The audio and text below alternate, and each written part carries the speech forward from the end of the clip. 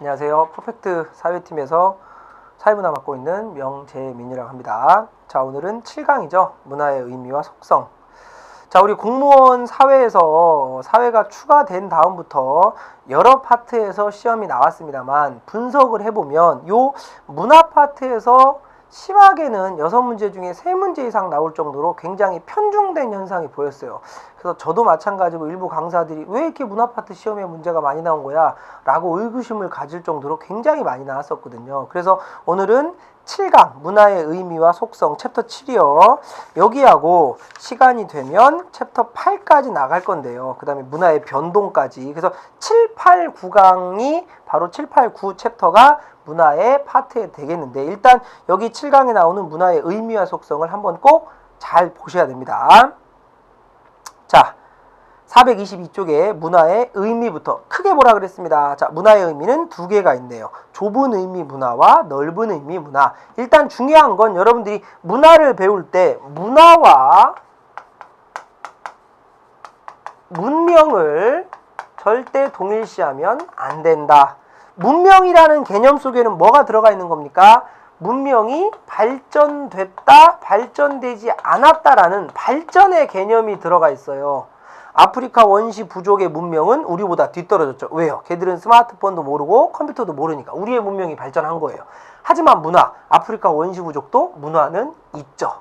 당연히 있습니다. 문화라는 것은 그 사회의 생활 양식에 맞게 적응된 거기 때문에 걔들 문화가 있고요. 우리 나름대로 문화가 있는 거예요. 문화는 발전했다, 발전하지 않았다라는 개념이 들어가서는 안 됩니다. 여기까지 이해하고 문화의 속성을, 문화의 의미를 보면 좁은 의미와 넓은 의미가 있네요. 좁은 의미는 개화된 것, 발전된 것. 아까 문화는 발전됐다는 개념이 들어가면 안 된다 그랬잖아요. 들어갔죠, 좁은 의미는. 그래서 좁은 의미의 문화는 굉장히 발전됐다의 개념으로 문명과 비슷한 의미를 씁니다. 그래서 개화된 것, 발전된 것, 세련된 것 등 특별한 의미를 가지고 있는 생활 양식이라 그래서 문화인, 문화민족, 문화생활. 생각해보세요. 야, 길거리에 쓰레기 버린 문화인이 아니야.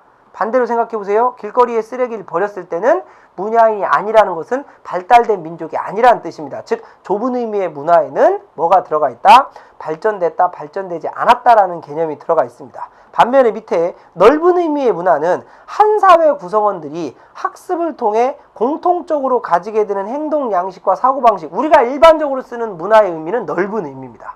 살아가는 모든 것들, 살아가는 모든 우리가 그 사회에 적응하면서 만들어낸 것이 문화라고 봅니다. 그래서 한국 문화, 서양 문화, 이슬람 문화, 민족 문화, 대중문화, 청소년 문화처럼 문화의 굉장히 넓은 의미. 예를 들어서 한국 문화만 볼까요? 한국 문화에는 뭐가 들어가요? 다 들어가 있죠. 그 문화생활의 총체를 우리가 문화라고 넓은 의미라고 부르는 거고, 얘는 안 나와 있습니다만 우리가 흔히 무슨 문화권이라는 말 들어보셨을 거예요. 무슨 문화권. 예를 들어서 뭐가 있습니까? 동아시아 문화권. 동아시아 문화권이라면 한국, 중국, 일본의 공통된 문화죠. 한국, 중국, 일본의 공통된 문화는 뭐가 있어요? 발전된 여러 가지가 있단 말이에요. 여기에는 대부분 무슨 문화권이라고 하는 동아시아 문화권은 한자, 불교, 유교 공통적으로 나타내는 문화가 있다는 거죠. 이걸 우리가 무슨 문화권 이렇게 표현을 하기도 합니다. 자, 이렇게 넓은 의미, 좁은 의미는 우리 사회 선택 과목으로 들어오면서 예비 문제 때 한번 1번으로 그냥 처음부터 딱 나온 적이 있었는데 뭘 물어보는지 몰랐기 때문에 상당히 많이 학생들이 당황했습니다. 좁은 의미와 넓은 의미 한번 구분해 보시면 되고요.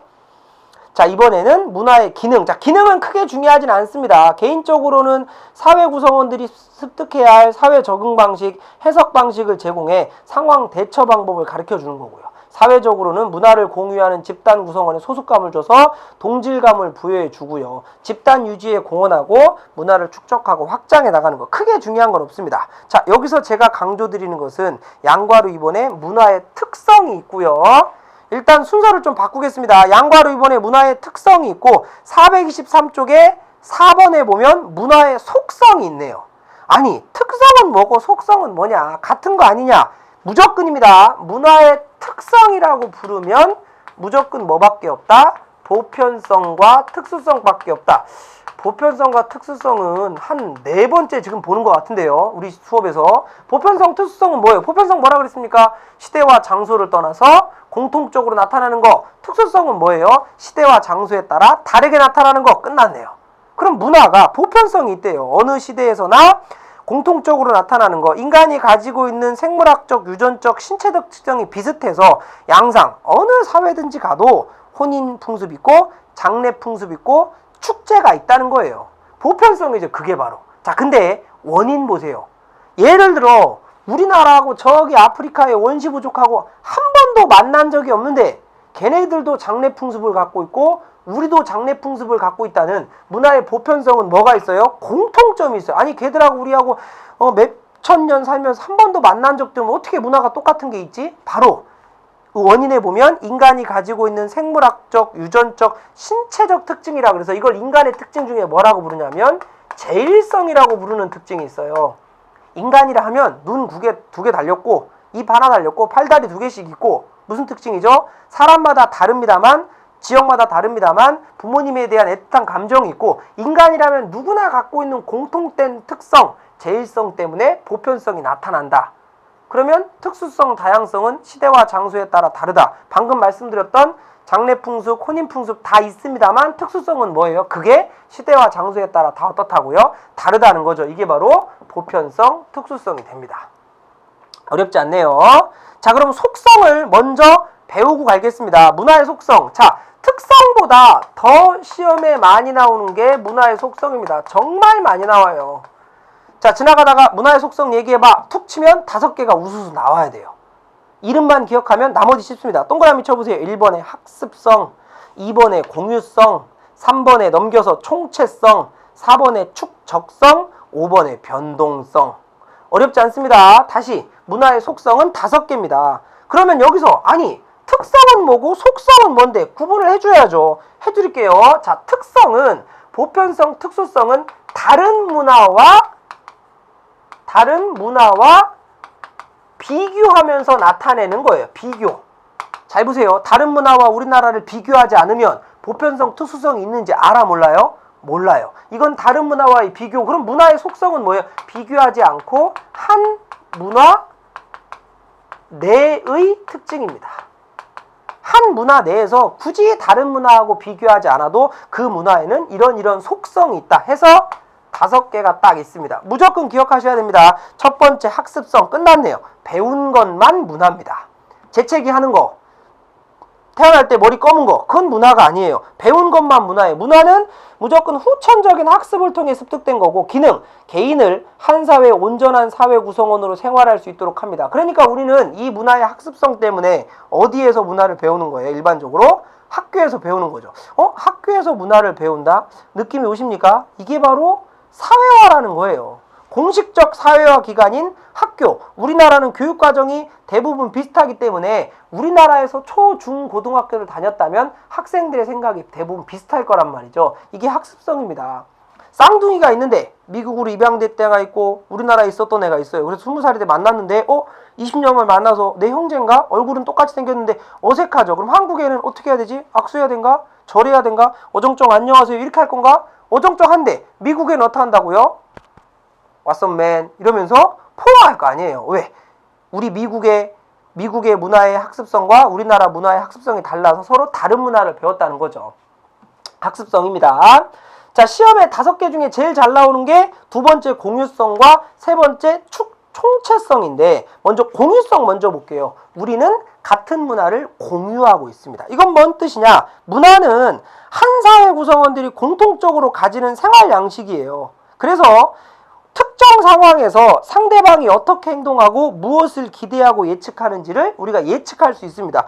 예를 들어서 문화 공유성의 예를 몇 가지 들어보면 이거 제가 너무 나이가 그렇게 많은 편도 아닌데 이 예를 들면 요즘 학생분들이 수험생분들이 잘 못 알아듣더라고요. 일단 함은 다 아시죠? 함 문화. 함.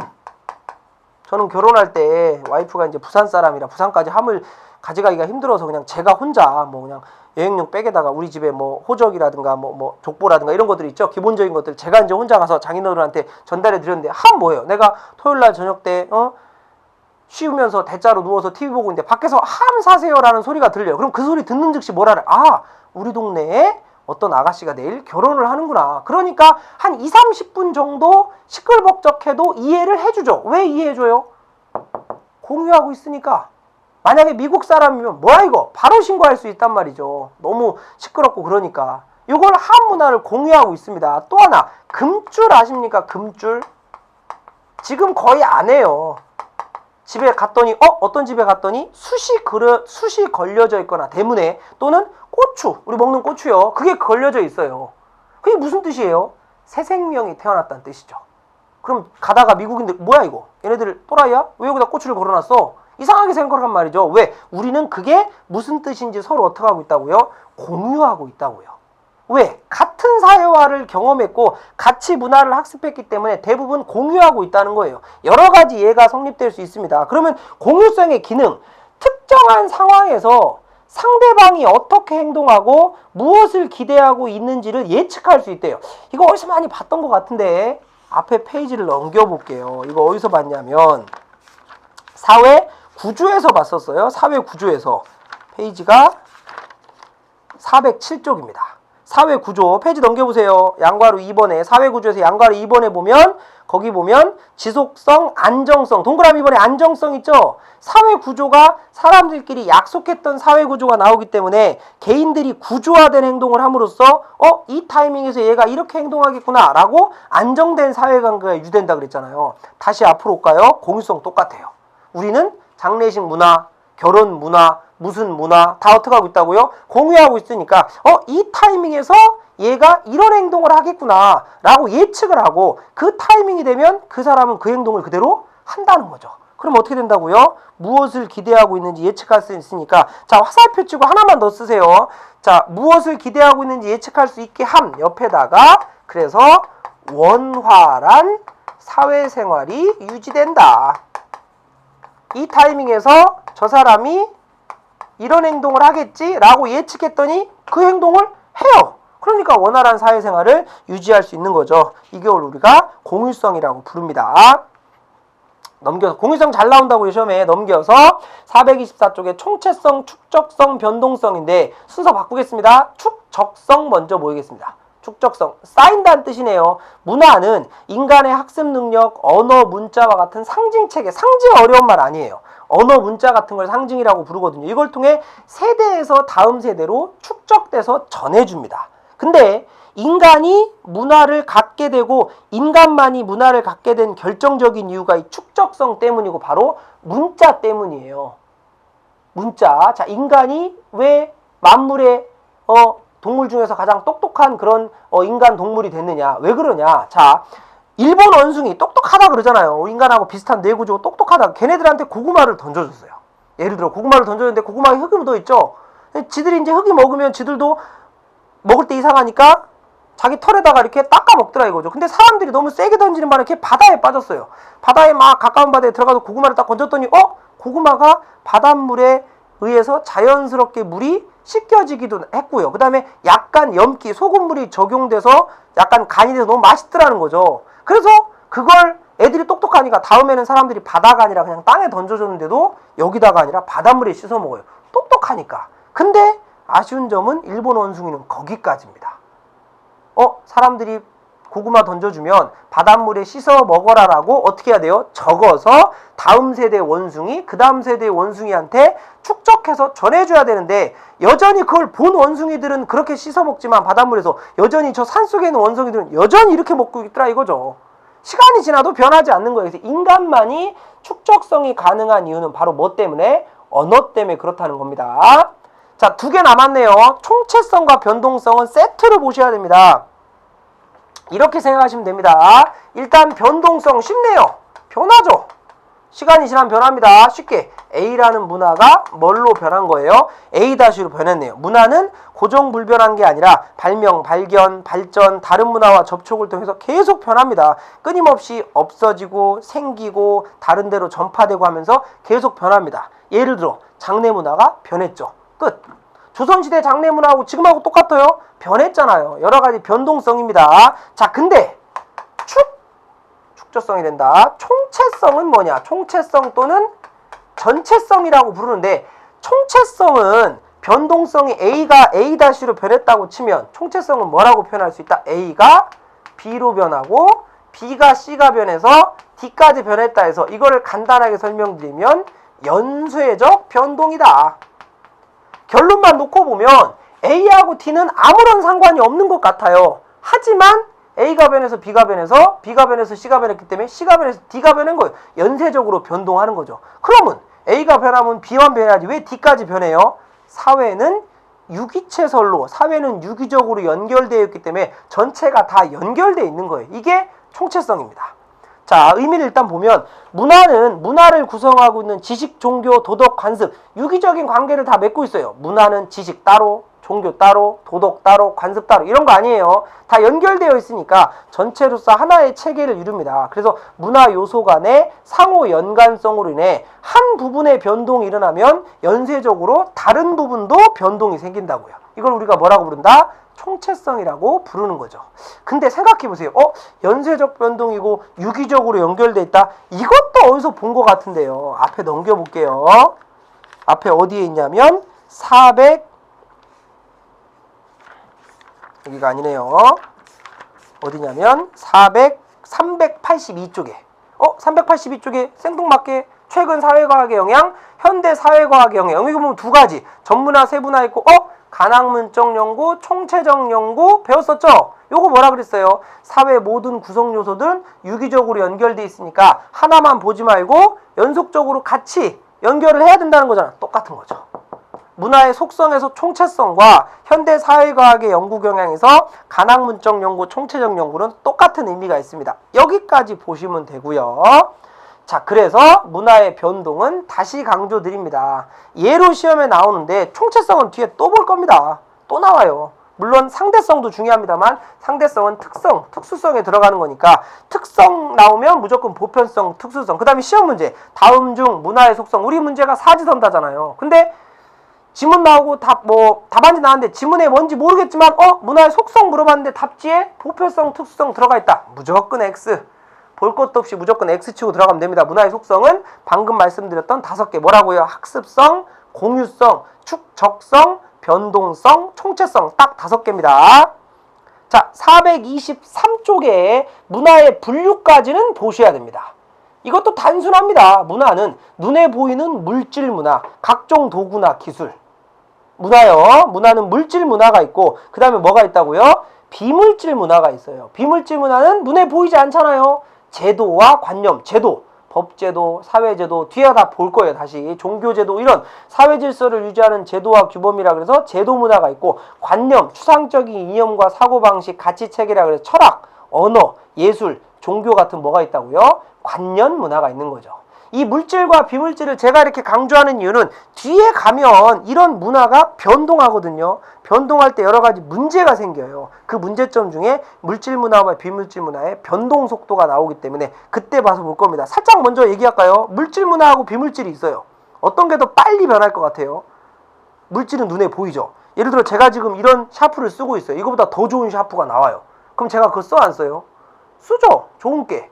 근데 비물질은 뭐라고요? 제도와 관념이고 사람의 생각이에요. 띵크라고 띵크. 띵크는 쉽게 변하지 않아요. 그래서 물질 문화는 쭉 변하는데 비물질 문화는 변하지 못해서 생기는 뒤에 가면 문화 지체가 기출에도 나왔었습니다. 자, 밑에 이제 문화의 구성 요소는 보는데 기술이 발전하면서 인간 사회가 굉장히 변했습니다. 기술, 규범, 언어, 상징, 예술, 가치 같은 게 있다. 특징과 한번 읽어보시면 됩니다.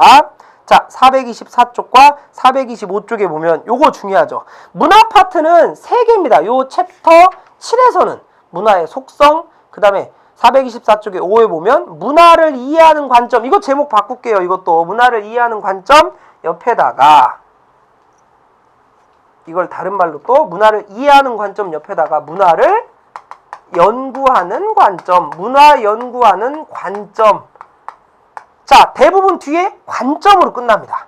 그럼 다 해보세요. 크게 봐야 되겠죠? 문화 이해하는 관점, 연구하는 관점은 무조건 몇 개? 3개. 상대론적 관점, 총체론적 관점, 비교론적 관점. 끝!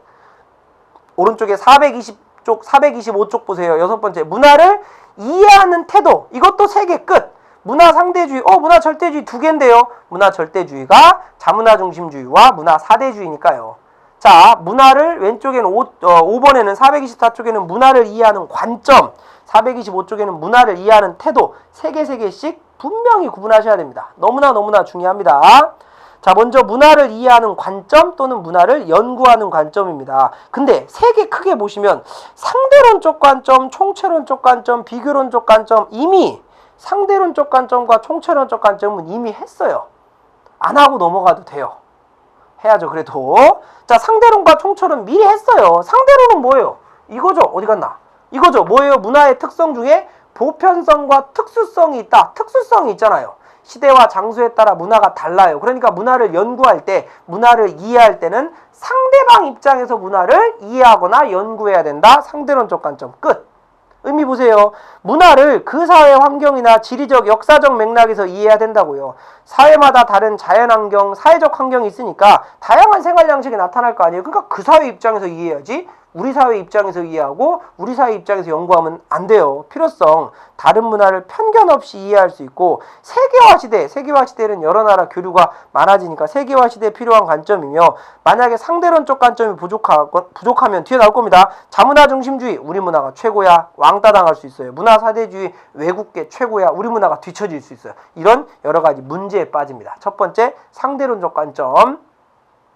총체론적 관점 정말 안 해도 되는데 방금 했는데요. 문화의 속성 중에 뭐? 총체성. 총체성 뭐예요? 연쇄적 변동이고 문화는 서로 유기적으로 연결되어 있으니까 이해할 때나 연구할 때는 하나만 딱 보지 말고 전체적으로 그 문화를 이해하고 연구해야 된다. 총체론적 관점이에요. 문화 현상을 한 측면으로만 부분적으로 이해하지 말고 전체와의 연계 속에서 폭넓게 이해해야 된다. 문화의 한 부분은 상호 의존적이며 각 부분은 상호 의존적이며 문화 현상은 전체 사회 맥락에서만 의미를 갖고 있다. 문화를 한 측면이나 부분적으로 보면 안 되고 전체적으로 보아야지만 문화를 제대로 이해할 수 있다, 연구할 수 있다. 총체론적 관점은 문화의 속성에서 총체성하고 똑같습니다. 자, 비교론적 관점만 집중적으로 보시면 될 것 같아요. 자, 우리 문화와 다른 사회 문화를 비교해보면요. 자, 비교하면 여러분들 우리 문화와 다른 문화가 비교하면 뭐가 나와요? 한중일의 음식 문화 비교했어. 근데 뭐가 나와요? 한국과 중국, 일본 문화 비교했더니 뭐가 나와요? 공통점이 나오겠죠. 공통점 있으면 당연히 뭐가 나와요? 차이점이 나옵니다. 공통점과 차이점을 알 수 있어요. 그럼 이런 게 공통점이고 이런 게 차이점이구나 알 수 있고요. 이걸 조금 바꿔볼까요? 공통점은 뭘로 바꿀 수 있다? 문화의 특성에서 문화의 특성은 무조건 2개밖에 없다 그랬어요. 공통점은 뭘로 바꿀 수 있다? 문화의 특성에서 보편성. 시대와 장소를 떠나 똑같이 나타나는 거. 차이점은 특수성, 상대성으로 우리가 바꿀 수 있다는 거죠. 자, 이렇게 다른 문화와 비교해봐야 425쪽 위에 보세요. 각 사회는 다른 사회 문화와의 공통점 차이점을 갖고 있으니까 이렇게 해봐야 우리 문화에 대한 객관적 이해가 가능한 거예요. 우리 문화랑 다른 문화 비교해봤더니 이런 점이 다르구나. 이런 점이 같구나. 비교를 해봐야 알죠. 비교 안 해보면 모르는 거예요. 그리고 문화에 대한 평가 능력이 높아져서 다른 문화를 보는 안목이 생긴다고. 그러니까 우리 문화 비교해봤더니 외국과 비교해봤더니 이건 장점이고 이건 단점이구나. 장점은 더욱더 발전시키고 단점은 해결해서 가면 되는 거죠. 자, 마지막 문화를 이해하는 태도. 문화를 이해하는 관점은 뭐고 또 이해하는 태도는 뭐냐. 쉽게 설명드리면 문화를 이해하는 관점 3개, 상대론적, 총체론적, 비교론적 관점은 다 올바른 관점입니다. 잘못된 관점이 있어요. 다 올바른 관점이에요. 그러면 문화를 이해하는 태도는 잘못된 관점이 있어요. 당연히 문화를 이해하는 올바른 태도는 당연히 뭡니까? 문화 상대주의가 문화를 이해하는 올바른 태도죠. 문화 상대주의 정말 안 배워도 돼요. 앞에 배웠던 문화를 이해하는 관점에서 상대론적 관점이에요. 그리고 그럼 문화를 이해하는 문화 상대주의는 문화를 이해하는 절대적인 기준이 있다 없다? 없다. 그 사회 입장에서 이해해야 된다. 그러면 문화 뭐가 있다고요? 절대주의. 문화 절대주의는 문화를 절대적으로 이해하는 절대적인 기준이 있다 없다? 있다. 그 절대적인 기준이라고 해봤자 2개밖에 없어요. 그 절대적인 기준이 우리 문화예요. 우리 문화가 최고야. 자문화 중심주의. 다른 거는 역시 외국계 좋지. 뭐예요? 문화 사대주의. 요거죠. 요거죠, 요거. 두 개밖에 없는 거예요. 당연히 요것만 세계화 시대의 문화를 이해하는 올바른 태도고, 요 두 개는 세계화 시대의 문화를 이해하는 잘못된 태도라는 거죠. 자, 문화 상대주의 볼까요? 문화를 평가하는 절대적 기준은 없습니다. 문화는 그것이 발생한 자연환경, 역사적 환경, 사회적 맥락에서 이해합니다. 순기능, 다른 문화 이해하는 문화의 다양성을 인정하는 거예요. 이게 올바른 태도죠. 그러면 단점은 뭐냐? 아니, 문화를 이해하는 올바른 태도라면 단점이 있습니까? 네, 많이 나옵니다. 뭐가 있어요? 극단적 문화 상대주의를 조심해야 된다. 극단적 문화 상대주의는 뭐냐? 야, 그 문화는 왜 그렇게 해? 그 나름대로의 특성이 있으니까 이해해줘야 돼. 이게 문화 상대주의거든요. 예를 들어서 너무 그 사회 문화를 이해해주다 보니까 인류의 보편적 가치를 해치는 것까지 이해해줄 수는 없다는 거예요. 인류의 보편적 가치, 어려운 말에 인류의 보편적 가치가 뭐가 있어요? 인류의 보편적 가치 대표적인 거, 인권. 이게 뭐 제일 중요하죠. 사람의 목숨, 그 다음에 자유와 평등, 이런 누구나 지켜야 되는, 시대와 장소를 떠나서 꼭 지켜야 되는 인류의 보편적 가치를 해치는 것까지 그 사회 문화라 그래서 이해해 줄 수는 없다는 거예요. 예를 들어서 요즘은 많이 사라졌다는데요. 이슬람 국가들이 아직도 요즘은 많이 사라졌긴 한데요. 요즘은 일부 다처제를 이슬람 국가들이 채택하고 있습니다. 아유, 집에 저희 마누라 뭐 한 명 있으면, 마누라 한 명 있겠죠. 두 명 있는 사람 없을 텐데 우리나라에서는. 제가 한 명 있는 것도 힘든데 어떻게 두세 명을 데리고 살아요? 한 명도 힘들어요. 응? 한 명도 힘들어요. 문화는. 와이프는 아유, 어떻게 뭐 두세 명을 어떻게 막 두 번째 세 번째 마누라 싸우면 어떡할 거야. 아우, 힘들어. 제가 와이프랑 결혼하면서 뭐 너무나 딱 하나 이해 안 되는 것 중에 하나가, 생각해 보세요. 잘 생각해 보세요, 여러분들. 내 생일, 와이프가 저한테 뭘 선물을 해주거나 뭘 해주겠죠? 와이프 생일, 아이 뭐 극진히 모셔드려야 돼. 그래야 1년이 편하죠. 생각해 보세요. 잘. 결혼기념일, 왜 남자가 여자한테 선물을 해줘야 됩니까? 나만 결혼했어? 지는 결혼 안 했어? 법에 나와 있어. 꼭 뭘 해줘야 돼요. 제일 이해 안 되는 거, 크리스마스. 부처님이란다. 누구야? 예수님 태어나신 날인데 지가 왜 선물을 받아야 돼? 말이 안 되잖아요. 그럼 왜 석가탄신일을 안 해달라 그래? 넘어가겠습니다. 민법에 나와 있나? 결혼기념일에 남자가 여자한테 해줘야 된다. 여자가 남자한테 해주면 안 돼요? 아, 정말. 민법에 나와 있는지 한번 찾아보려고요. 제가 억울해서 그래요. 근데 해줘야 1년이 편합니다. 해줍시다. 그냥 남자가 웬만하면.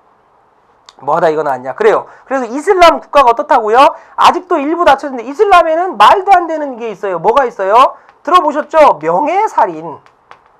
와이프가 바람을 피면요, 우리는 어떻게 하면 돼요? 간통죄가 사라졌지만 뭐 간통죄에다가 뭐 바람핀 사람은 뭐 이혼 소송을 제기할 수 없다는 유책주의에 의해서 우리나라에 있습니다만, 명예살인이라 그래서 그 나라는 여자가 바람피면 남자가 어떻게 한대요? 그냥 여자를 죽인대요.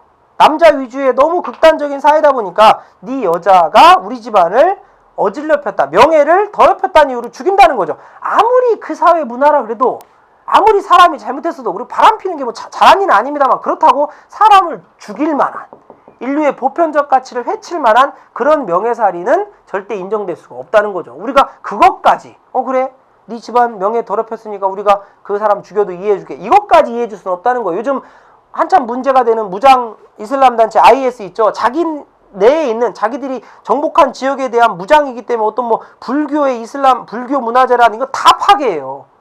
물론 종교가 다른 건 이해합니다만, 종교가 다르다고 해서 그 다른 종교의 문화재, 보호해야 되는 문화재를 보호해야지, 그 종교가 다른다는 이유로 불교 문화재를 파괴하는 거, 이런 것까지 우리가 이해해 줄 수는 없다는 거죠. 문화재를 보호해야 된다는 것은 인류의 보편적 가치니까요.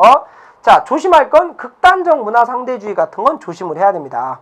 자, 자문화 중심주의와 문화 사대주의는 문화를 이해하는 절대적인 관점이 있다라고 생각하는 잘못된 관점이겠네요. 자문화 중심주의는 쉽습니다. 다른 문화에 대해 부정적으로 인식하는 데 반해 우리 문화가 최고야, 이게 자문화 중심주의입니다. 우리 문화가 최고야. 그래서 나치즘, 제국주의, 뭐 멀리 볼 거 없어요. 세도정치 이후에 흥선대원군의 통상수교 거부정책, 절대 외국과 교류할 수 없어, 일부 양반 유생들의 위정척사운동, 이런 게 자문화 중심주의죠. 그럼 제가 아까 자문화 중심주의와 문화 사대주의는 절대주의이기 때문에 문화를 이해하는 잘못된 관점인데, 여기 보면 잘못된 관점인데 순기능이 있네요. 있습니다. 자문화 중심주의를 강조하다 보면 집단 내 소속감이 높아지고 자부심을 높일 수가 있어요. 이건 장점이에요. 하지만 분명히 역기능이 있죠. 다른 문화에 대한 바른 이해, 특히 현대사회는 세계화 시대예요. 문화의 다양성을 거부함으로써 제국주의 침략 명분 악용 가능성, 이게 뭐예요? 제국주의 국가들이 1차 세계대전 원인이 됐던 제국주의가 강대국이 약소국을 침략하는 뭐가 돼요? 그런 이론적 토대가 됐죠. 우리 문화가 세니까 너희 문화를 침략하는 거야. 이런 게 가능하고요. 자, 이거 제가 설명드리려고 했던 거예요. 세계화 시대의 자문화 중심주의를 채택하고 있으면 국제적 왕따가 됩니다. 세계 여러 나라랑 교류해야 되는데 지들 문화가 좋다고 다른 문화랑 교류하지 않으면, 물론 자기 문화를 보존할 수 있다는 장점은 있겠습니다만, 자, 문화 사대주의. 우리 문화는 너무 열등하고 다른 문화에 대해서 동경하거나 추종하는 거예요. 외제의 선호사상. 역시 가전제품은 일제지. 언제적 얘기입니까 그게? 제 고등학교 때는 가전제품 무조건 일제였는데 지금 가전제품 어디로 사러 가요? 가전제품 사러 온 사람은 어디로 사요? 하이마트 아닙니다. 자꾸 학생들이 하이마트라고 하는데 우리 삼성, LG 너무 좋은 가전제품이 있잖아요. 옛날에 무조건 일제 뭐는 미제가 좋아 뭐 이런 거죠. 그래서 문화 사대주의는 외국을 무조건 동경하는 건데, 아까 제가 자문화 중심주의의 대표적인 예를 하나만 더 들면 중국은 자기들이 세계의 중심이라 그랬죠. 그래서 이걸 우리가 중화사상이라고 불렀잖아요. 그런데 조선시대 성리학자들은 우리나라 조선이 작은 중국이라 그래서 뭐라고 불렀어요? 소중화사상이라고 불렀습니다. 이건 문화사대주의입니다. 중국 입장에서 중화사상은 자문화 중심주의가 맞는데 우리 입장에서 문화사대주의는 소중화사상이 맞는 거죠. 근데 문화사대주의도 순기능이 있네요. 다른 문화 수용, 다른 문화를 자꾸 받아들이니까 다른 문화 수용이 쉬워서 선진 문물을 통해 문화 발전 가능성이 있어요. 반면에 역기능, 다른 문화에 대한 비판적 수용, 무조건 받아들이잖아요. 비판적 수용이 어렵고요. 자기 문화에 대한 올바른 이해도 안 되고 결정적으로 외국 문화를 자꾸 받아들이다 보면 문화의 주체성이 떨어진다는 결정적인 단점이 있습니다. 자, 7강 챕터 7 한번 정리해볼까요? 문화의 의미와 속성인데요. 가장 중요한 거 423쪽에 문화의 속성 5개 툭 치면 툭 나오셔야 됩니다. 답지로 그냥 기계적으로 우리가 주관식이 없는 시험이잖아요. 객관식으로 나오기 때문에 단순하게 생각하셔서 5개 꼭 기억하시고, 특성 2개, 보편성, 특수성, 그 다음에 424쪽과 5쪽에 있는 문화를 이해하는 관점, 연구하는 관점 무조건 3개, 오른쪽에 25쪽은 문화를 이해하는 태도 무조건 3개, 이 3개를 딱딱 기계적으로 생각을 하시면 됩니다. 자, 정리를 하고 다음 시간에 8강을 한번, 챕터 8을 한번 보도록 하겠습니다. 복습 꼭 하시고요. 다음 시간에 뵙겠습니다. 수고하셨습니다.